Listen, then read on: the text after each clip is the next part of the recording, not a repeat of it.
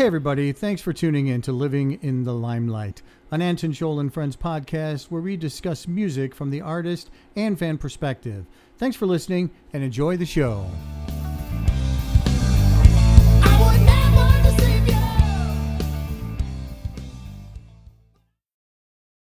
All right, thank you for joining us for Living in the Limelight. I'm your host, Anton Scholl, and today my guest is Tina Bailey. Hi. Hi. Nice to finally meet you face to face. Thank you for joining us. Yes. We have been known about each other for quite some time. Yeah. But this is the first time. When I said I wanted to do a podcast, I looked at the people that I look at as musicians and say, you know, who do I want to talk about? Yeah. Who do I want to meet and to really, you know, understand a lot more about what they're doing, because a lot of it has to do with what I do. And, you know, the podcast is basically, in general, for people to get to understand what it's like behind the scenes. You know, how you do things.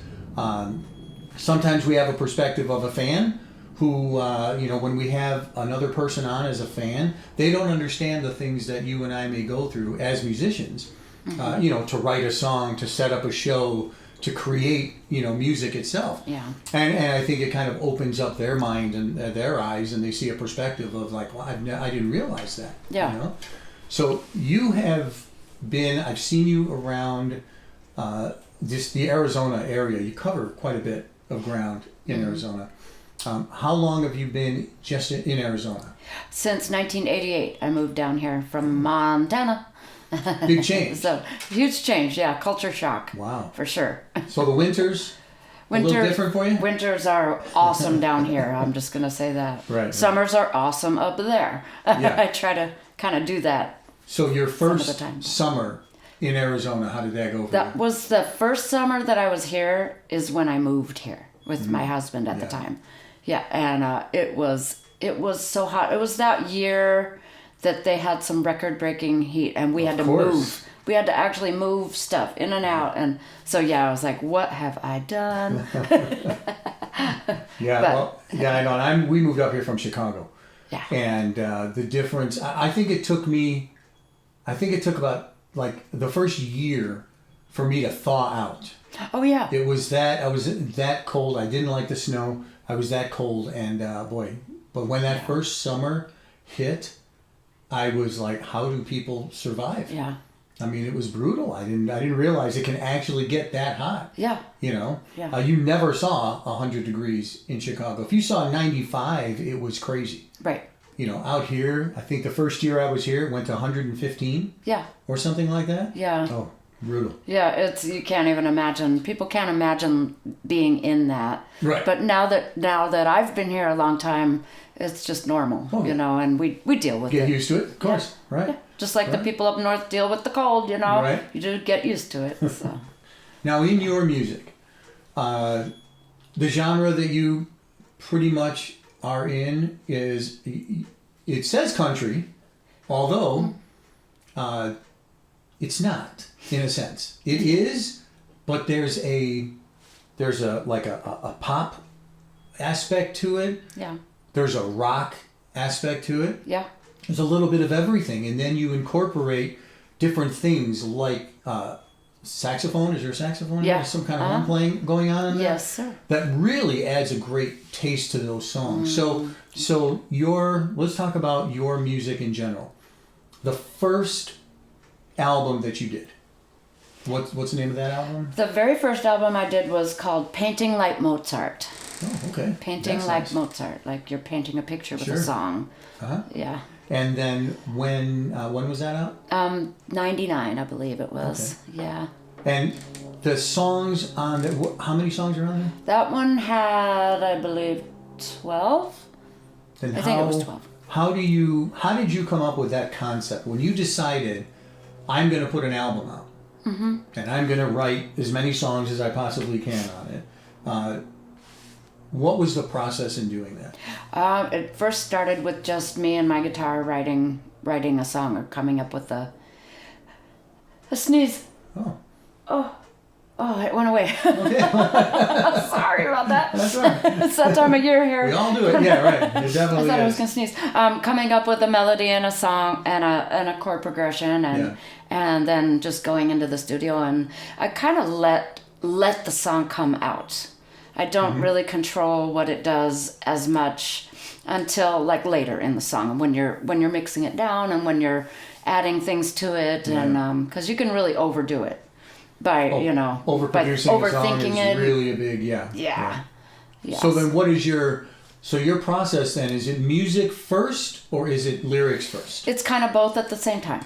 Oh, it is. Yeah. It comes out at the Yeah, same it time. kind of comes out both, maybe a little guitar and or piano or whatever it is, and then a melody and then a lyric, and I might have some lyrics in a pile and go, well, maybe this will work, and then alter them to fit it, or sometimes it just all comes out simultaneously. Oh.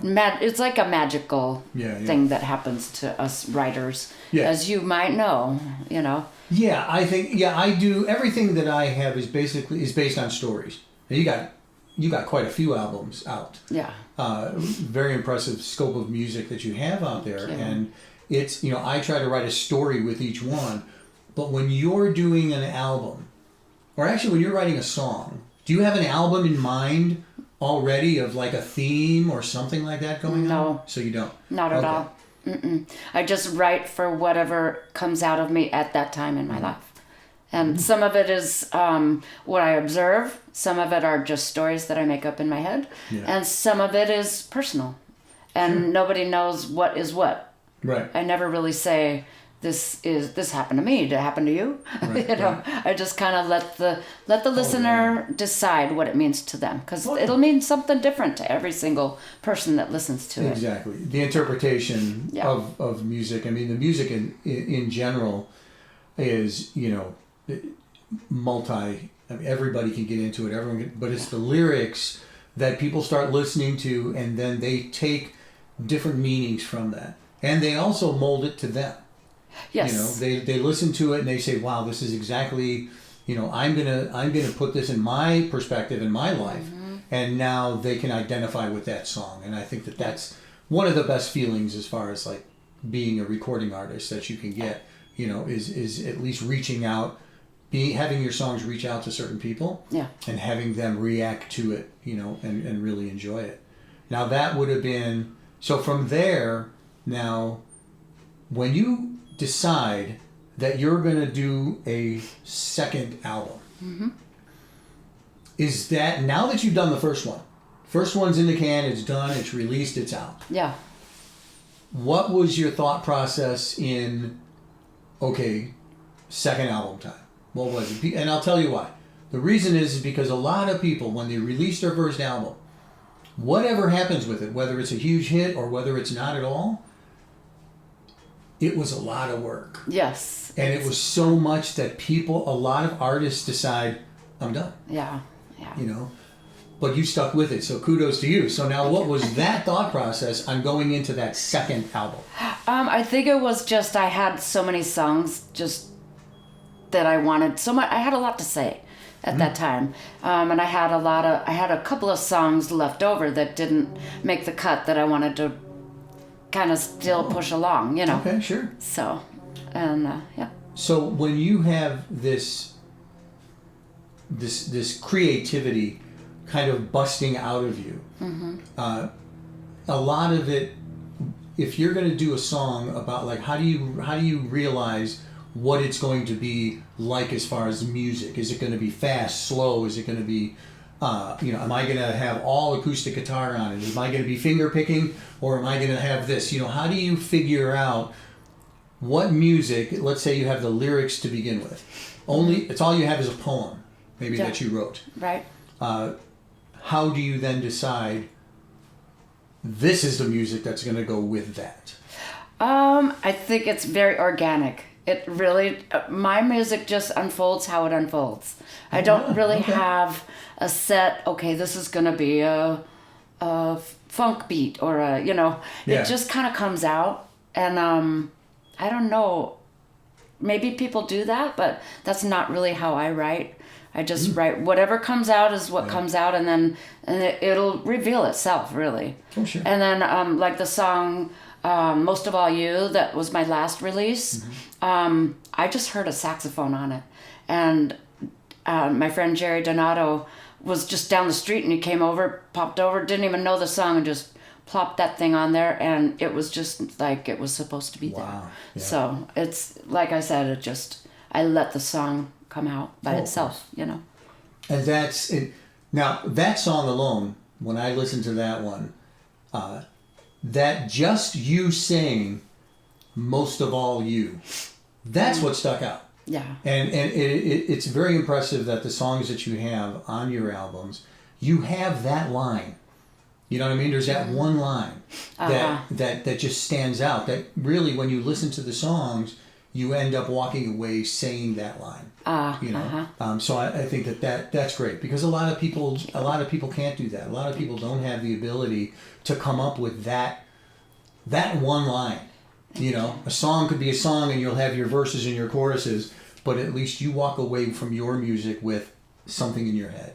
You know, and I know that I was like, well, walking around the house, he's going, "Most of all you," and I'm like, gotta keep doing that, you know. So that's cool. So that very impressive that you do that. Now, thank you.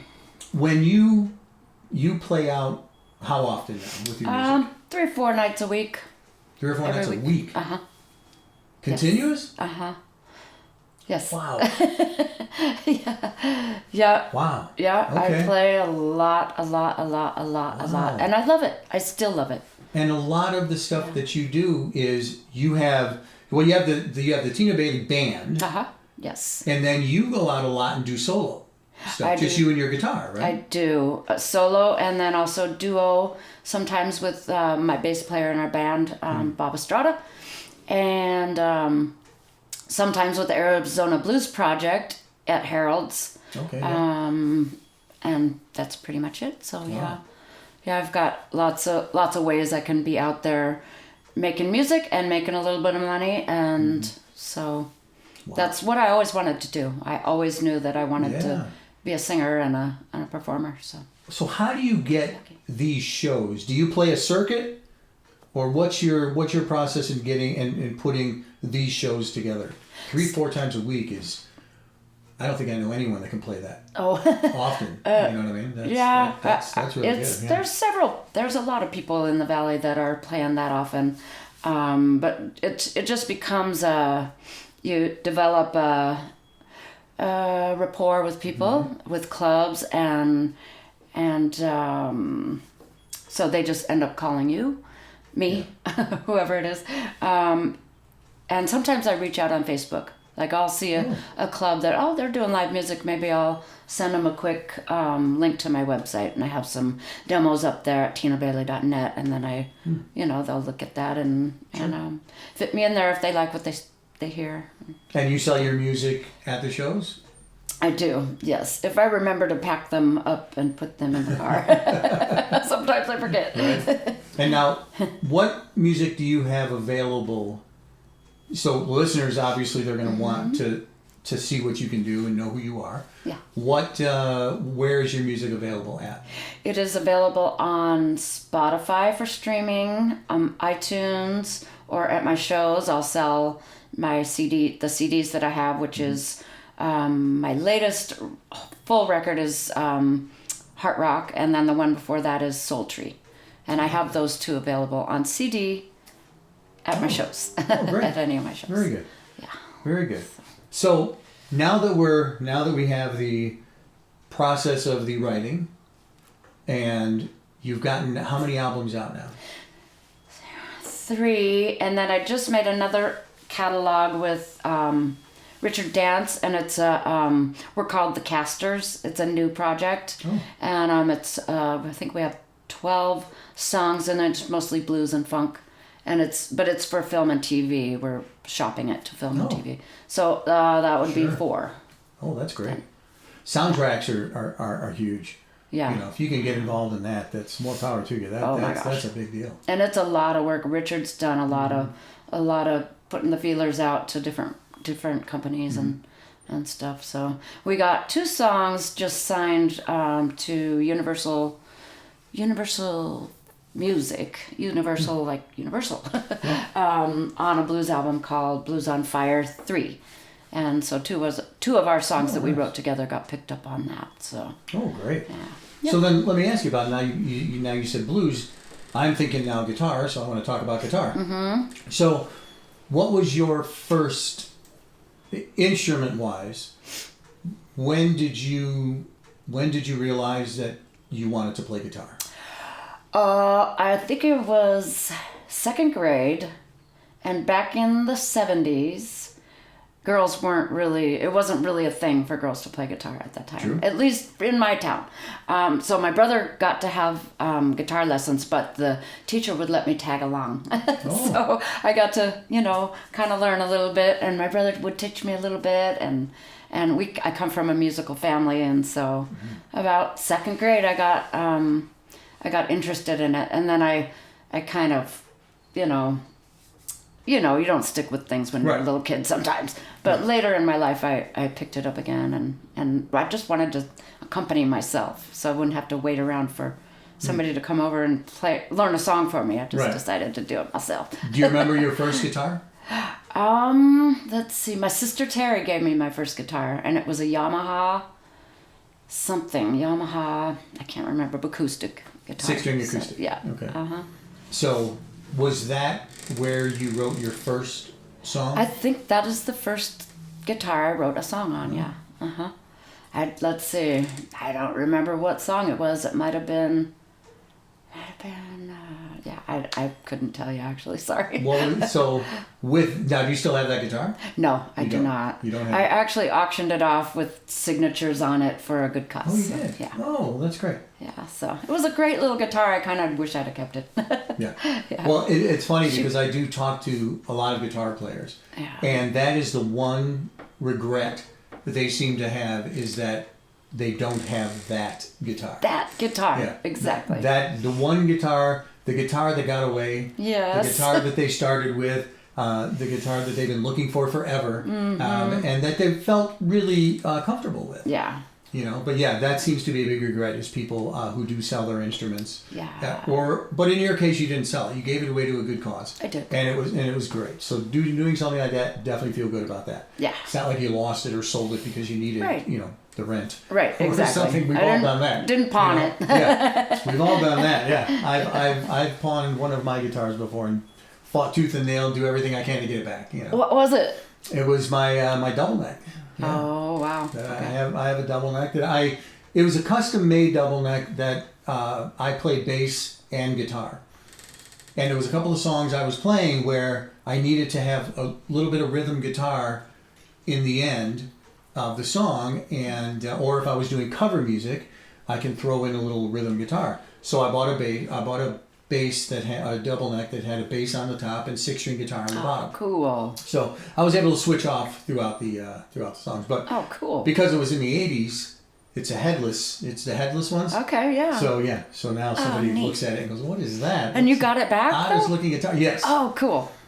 Good for you. I did get it back. I couldn't. I couldn't let it go. I was very, But I did get rid of 2 of my original basses that I ever got.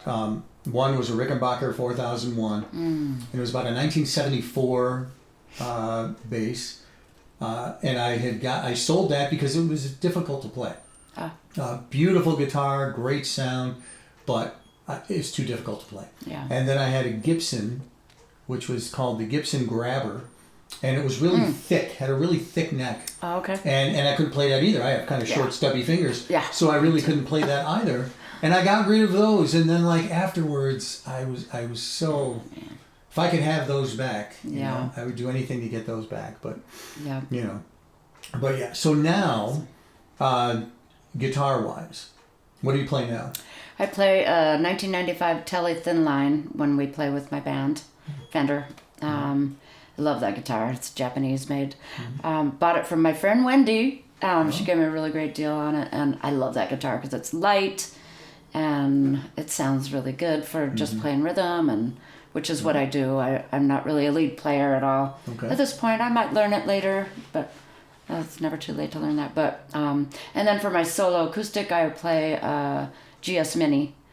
Taylor, GS Mini. Taylor, yeah. Yeah. Right. Great guitar. Yeah. Great guitar. Now, do you experiment with tunings? No, So I don't. you just do the 440 straight Yep. straight E tuning. Yes, Okay, sir. good. Yeah. Well, I will say this. I love it when people do straight tuning. Mm-hmm. I do hear a lot of bands right now, and a lot of groups actually in the studios. They tune down a lot. Oh, yeah. You know, they do tune down a lot, which is kind of hard to recreate. You know, which is really difficult to recreate. But yeah, so when people can do straight tuning, I think that's great. But I've also seen people doing experimental tuning. You know, there's a tuning called GAD DAD, where GAD, you know, where it as a bass player, I love listening to the guitar, but I cannot fathom how they do it. I don't understand things like what a capo does, and I've been a musician my entire life, but I do not understand about a capo. Okay. And now, do you use a capo? I do sometimes. Okay. Yeah. On some. I don't understand it. I can't figure it out. It's not. Maybe I just can't wrap my head around it. Well, it's you can play like, a D, right? Yeah. A D chord. Yeah. So if you're playing cowboy chords and you wanna do a song, like as a woman, I do a lot of guy songs that are too low for me. So I learn it whatever key it's in, and then I just capo it up, and it brings the So then, okay. the key up. So let me rather than transposing it the old Okay, well fashioned. so I'm sure I'm not the only one who doesn't understand this. Now, the capo is obviously a piece that kind of goes on the guitar, on the neck, and kind of holds down the string. So instead of this being the top, so if you put a capo here, is this now the F? Yes. Okay, so then you're playing a D over here. Doesn't it make it higher? Yeah, Make it higher? makes So it it makes it higher. higher. Yeah. Okay. So the songs are too low for you when you're doing covers, and you don't want to figure them out differently. You still want to play your D and G and C chords. Yes. But now all you do is put the capo up there, and it makes it higher, so it'll be in your range. Yes, so it'll be in my range. And it also, sometimes a capo does sound better. It just sounds better than learning it in open strings. Oh, okay. Do you know what I mean? Yeah. Yeah. So, but not on all songs. Some songs it's definitely better to learn it the right way and not be lazy. I'm kind of lazy about things sometimes. It's kind of that's why I play guitar. Yeah. I'm very lazy in that sense. I was like, look, a bass has 4 strings. Yeah. I only have to put one finger on the string. Yes. I don't have to. I mean, I see these chords that some people make. Oh yeah, like that are phenomenal. Fingers their fingers are all twisted up, and I just couldn't figure out how to do that. And I was like, that ain't for me. That's going to be a lot of learning, and a lot of sitting down for hours and hours and hours and playing. Yeah. 4 strings. How hard can it be? Yeah.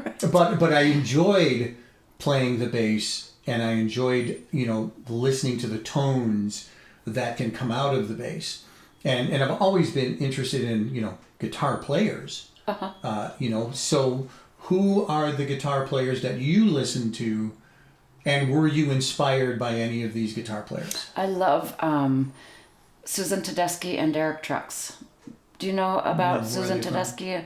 And Derek Trucks was in Greg Allman, the Allman Brothers. But she's a blues gal, and you got to check them out. She's a really cool. She's got that cool raspy. So she's a cross between Bonnie Raitt and Janis Joplin. Her voice, but then she can play the blues too. Wow. And Bonnie Raitt, I'm really inspired by it because she's so of course slide, and she's probably my favorite as far as women go. So.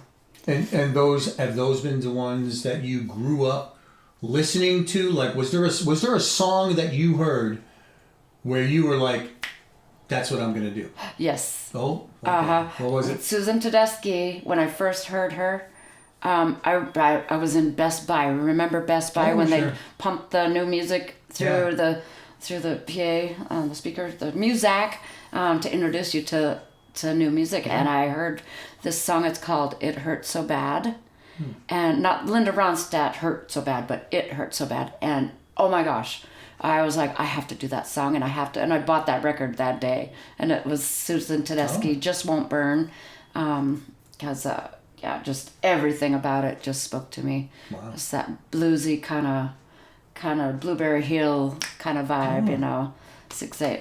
Da da da da da da da da da da. I miss the arms that used to hold me. Yeah, so it's so cool. So yeah, that'll catch you. So that was the thing that said to you, that's what I'm doing. Yeah, yeah. I wanted to lean towards kind of bluesy country, pop rock. I don't know what I am exactly, but I know I'm a combination of all of the things that have inspired me. So. But that is what makes it original. Like when I was listening to your music, I was like, okay, most of the people that I can listen to, I'll say, well, that sounds like this, or that sounds like this person, or this is the inspiration sounding like. And with you, I didn't have that. With you, I knew it was very original. I knew that you obviously had people that you had listened to, that inspired you in a sense, but there was really nothing like. You don't sound like Janis Joplin. You don't sound like, Melissa Etheridge or anybody like that. You know what I mean? Trying from different genres and going all the way from country to, listening to a lot of the country players, that's not something that you stand out, which is good. Aww. You stand out as something that is original and that is different. Not to say, Tina sounds just like this person. Right. That doesn't. I didn't get that at all. So so kudos to you on that one, because that's something that's very difficult. Yeah. A lot of these players, they want to sound like other bands. Because they've been listening to that band for quite some time, and and sometimes it's bad. For you. Because even a band that's probably as good as you heard of Greta Van Fleet? Yeah. Okay. The problem is they get a bad rap because everyone keeps calling them Led Zeppelin. You're sounding exactly like Led Zeppelin, which, I mean, they have that inspiration. But yeah, there's not an original, this is them type of sound. Right. So what other styles of music did you get into? Well, I remember when I was a teenager, and my sister or brother or somebody left behind some Led Zeppelin, some Janis Joplin. What else was in there? I can't remember, but those are the two. I would listen to those over and over and over and over and over. So that's very, I think when you're a teenager, you absorb whatever you listen to, and that becomes your kind of baseline maybe. Right. And so, yeah, that's definitely... Heart was the other one. Yeah, Heart. Well, and you play some Heart on your when you do your covers. Yes, I do. At the shows. Yeah, I do. Which again, same, you're playing your original music, you're playing country songs, your songs all sound different. Like I said, some songs are going to be slow, fast, and then you throw in these covers, which, people wouldn't expect. Yeah. Is there a song, now, let's talk about covers that you do. Okay. Was there a song, are you choosing the songs that you do as covers? Because honestly, you go into a lot of these venues and they don't want to hear all original. They want the audience, hey, I want them to know the songs and I want them to either dance or at least get into it, stay here and drink, whatever. So now you have to put together a set of original music. And yes, you're going to throw in your originals, here and there, right? So so how are you deciding what cover songs to put in? I play what I like. Just what you like?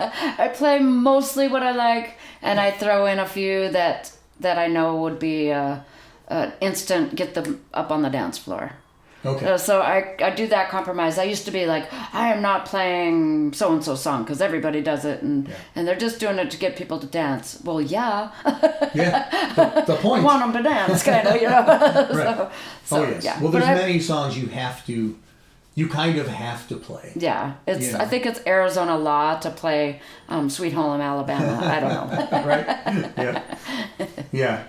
And I do remember a time we were... playing in a bar in Scottsdale, and somebody had, we took requests a lot. Mm-hmm. Somebody had said to play Freebird. Oh gosh. Now Freebird is like the forbidden. Freebird, Stairway to Heaven. You can't play them songs, right? Right. And somebody had said Freebird, and they went up and they put money in the tip jar. Mm-hmm. So we were like, all right, we're going to play Freebird, I guess. And then somebody else came up and said, I'll give you more if you don't. And this went on back and forth. Oh my God. We ended up not playing it and getting all the tips. Oh my gosh. So it is kind of funny how a lot of people want to stick with that. Now, has there been a breakout cover song for you that was like, I really don't want to play this one, but I know people are going to like it, but then you didn't like it very much, but then it became like a song that everybody just enjoyed so much that now you're good with playing it? You know what? I think Bobby McGee had to be that song for me. I love that song. I like that song too, and I loved it from the beginning, and then I got so tired of it. Mm-hmm. I'm sure I played it more than almost anybody else on the planet. No, probably not. But then recently, I've been playing with Richard here and there, and he kind of mixed it up and gave it a little bit of a swing, and sure. It's really cool now. I enjoy it again. Oh yeah, well, adding your own thing to it. Yeah, that's important because you got to keep it fresh for yourself. Right. Because that audience is not dumb. They can tell your energy if you don't have that. If your energy is, oh God, I hate this song. Even if you're smiling, no, you can't really fool them. Very true. Yeah. Now, what are you listening to today? Today, I love Grace Potter. Grace Potter and the Nocturnals. She had a hit with Kenny Chesney. You and Tequila. Yeah. I love Patty Griffin. Always loved Patty Griffin. She's a folk kind of gal. She was connected actually, and I think was married to Robert Plant for a while. Really? From what I understand. But yeah, she's one of my favorites. Let's see. And I've really been loving Sarah Bareilles lately too. Oh. Because she's just so versatile. Yeah. And but I just love all kinds of music. There's not really too much that I don't like. So. Okay. Yeah. As long as it's real music, So I'll throw a name at you because I'm a Led Zeppelin fan. Okay. I'll throw a name at you. You tell me if you've heard of them, and if you haven't heard of her, I believe she's since passed, but listen if you haven't. Okay. Maggie Bell. I've not heard of Not heard of Maggie Bell. Okay, so when Led Zeppelin put their album or their corporation together was with Swan Song. They had themselves. They were recording their own music on Swan Song label. They had Bad Company, and then they had Maggie Bell. Oh. And that because it was Swan Song related, I thought, okay, I have to listen to this. Uh-huh. Look up Maggie Bell. Okay, So now I can throw some music at you. Okay, sounds Look good. up Maggie Bell and tell me what you think of that. Okay, Because when I listened to it, I was like, wow. And this is from the probably early 70s. Okay. Or so. I'll check it out. But really good. Okay. Really good. So check that. So that's what you're listening to now. Has your musical style or your writing style changed over the years? I don't know that it has changed that much.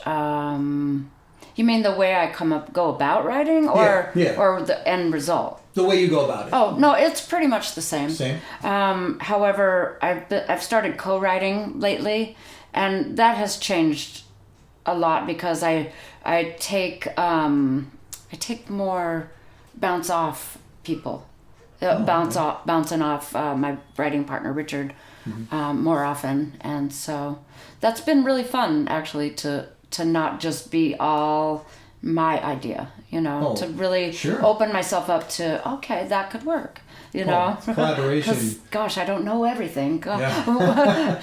No kidding. Well, you know what? I tell you what, the ideas really flow when you're collaborating with Yes. somebody. You know, Yeah. it works really well to do something like that. And so now that style of what you do, do you like say, I'm gonna just write a song?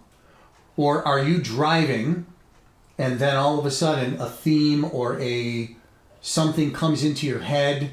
Is it a dream? Like what starts that process? Is it you sitting there with a guitar in your hand and you're just noodling and playing? Or is it something that comes in your head and you say, I can't get this rhythm out of my head. Yeah. I'm going to play it. So what happened to you in that case? Kind of both. It can happen at any time.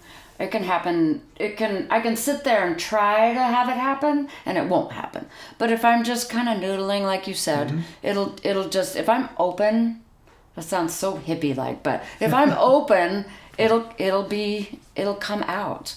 And sometimes it's unexpected when it comes out. Like you said, I could be driving and see something and come up with a lyric like, oh my gosh, I was driving to California and seeing the clouds, and you just gotta go through. You gotta go through it, and it means you gotta go through whatever it is. You can't go around it. You can't go under it. You can't go over it. You gotta go through. And now that's how that song was born. It's a song called "Go Through." Oh wow! It's a collaboration too. So yeah, it's really great how just coming up with a line or a thought can turn into something. You know, and how it turns out in the end is amazing. And you feel like what other instruments need to be there, because I'm sure when you're writing it, it's just guitar and you, right? Yes. You're just singing. Yep. And now you start to hear these things, which a lot of people can't understand because, you know, they hear the full song. Right. They hear it at the end. So Right. they hear something in there and they're like, yeah, that sounds great. But that was never there to begin with. Right. You know, and the thought process as an artist, when you hear that in your mind, that makes it so much more special because now you're adding something completely original. Yeah. And you hear it come to life. So when that final mix comes to life, there's probably a big difference, and you're probably thinking, I can't believe that this song started with just 3 chords or whatever it is you're doing and me mumbling a melody. You know, that always is amazing how these songs kind of become their own, like you say. You know? They just happen. They blossom by themselves. Yeah. And you know, it's great to see that happen in the studio. Yeah. Well, and you as a songwriter too know that we are really simply conduits. Oh, yeah. That's how I feel. I feel like there are messages, but not like tinfoil on our head messages. Right, but you know, there's something that has to come through an artist, and that's why there are artists, because those expressions have to come out and be shown to the world. And for whatever reason, whatever a person will get out of a song I was supposed to give that message. Yeah. Does that make sense to you? Of course, yeah. Or am Absolutely. I crazy? No, not at all. I think that, you know, music being what it is, everybody can listen to music and everybody gets something out of it. Yeah. You know, they say music is universal language. Everybody can listen to it. When they hear the lyrics and they can identify with that, and it's you getting your message out to those people, or you saying to these people, look, I've been through it. I know you're going to go through it. You know, don't worry. It's good. We'll get through it together. And songs really help people get through that process, whatever it is you're going through. Yeah. You know, happy, sad, traumatic, whatever it might be. Yes. They're going to get through it. And you did that, and you're responsible for that. So I think that's a great feeling. It's an honor to have that feeling. To me, I feel so lucky and fortunate and just grateful that I get to do that. Sure. Because not everybody can write a song. Oh, very true. And it's just an honor that I get to do now that. You say... So now you're saying you definitely do this this is your full-time thing. Yes. Okay. Music. Yeah. Which is all all you do, you encompass everything into what you do. You play out 3 times at least a week. Yeah. Okay, you're recording, you're constantly writing. Mm-hmm. Let's take all that away. Okay. What would Tina Bailey be today? Or what would you be doing if music was not your life? Oh, probably in the helping profession of some kind. You know, counseling or art therapy or music therapy. kind of Okay. skirting around the corner a little bit on that one. Yeah. But yeah, the helping profession, I would say. Because, I don't know, music is helping people, and that's kind of, I don't know, it feels good to give. So Sure. yeah. Well, great. It's great meeting you. We're getting close to the end here, so I did want to ask you a question, which I know is a little difficult. I'll be putting you on the spot for this, but for music, I want you to put together your ultimate group. If the Tina Bailey Band consisted of these people, dead or alive, all the people that you were inspired by, and you had to pick. Boy. So we're talking, guitar player, bass player, drummer, whatever. Whatever it is, what would be? You have the ultimate Tina Bailey Band now. I get that. I do. I understand that. Yes, I do understand that. Hypothetically, if you could have any famous people as a band, who would be the Tina Bailey Band to? Ann and Nancy Wilson, because we could all do harmonies, and Nancy can play. Mm-hmm. Probably Kenny Arnoff on drums. Okay. He played on. He's a studio guy, and he toured with Melissa Etheridge. So that on drums. Probably Flea on bass. Oh. Now there's a eclectic, style change. Right? Okay. And we'll just meld all that stuff together and see what happens. Wow. That's great. Oh wait, I need a probably a local guy, Jerry Donato on saxophone. Oh really? Yeah, because he's world class. He's really great. And I'm sure he would be honored to be in that, in that group. Yeah. And he's a funny guy. He's my buddy. So. Oh, okay, great. Yeah. So now you have other interests besides music in general. Hobbies. Yep. What are those? What are hobbies you do? Hobbies besides music is art, painting, and rock art, like putting rocks together and making little guys out of them, and like I have a little thing of a guy and a girl dancing, just made of little rocks from Montana. Nice. And then I love old cars also. That's my other hobby is old cars. Yes, that was and just so people know, that was the first thing when I saw that car pulling up in my driveway, and I love old cars. When I saw that car, so describe that car that you have right now. That car is my baby. I named her Maggie May, and she's a 1964 Plymouth Valiant, and she's magenta, which is how I came up with Maggie May. Yeah. And it's a slant 6 push-button transmission with factory air conditioning. It's beautiful. I love that car. Beautiful car. Not even a radio in the thing. So I just drive. Really? I just drive. When I drive it, I'm just driving. I don't ever put a radio on, even on my phone or anything. I just love the... So it has air conditioning, but no radio. Right. Wow, I know, okay. isn't that odd for a musician to not even care that there's a radio? Or, Wow, yeah. No. A musician is not going to listen to music as they're driving, right? Well, not that car. My other cars have radios, and that's when but I want to be mindful. When I'm driving that car, I just want to enjoy driving that car. Wow. So, yeah. Well, that's great. Yeah. Well, I appreciate you joining me. Let people know where they can see your music. You got some videos, or where they can hear your music, where they can either buy it, stream it, whatever, and how they can look at just to get to know who Tina Bailey is. Okay, it's tinabailey.net, and from there you can see videos and then connect to my Facebook. Of course, Facebook. You punch in Tina Bailey Phoenix, and then it'll come right up. I'm public on Facebook, so anybody can go and see where I'm playing that week or what's going on, or so that's it. Great. Yeah. Well, thank you for joining us. Thank you for having me. And Really. thank all of you for listening. This is Living in the Limelight podcast. I'm Anton Scholl, your host, and we will see you again next week. Thank you.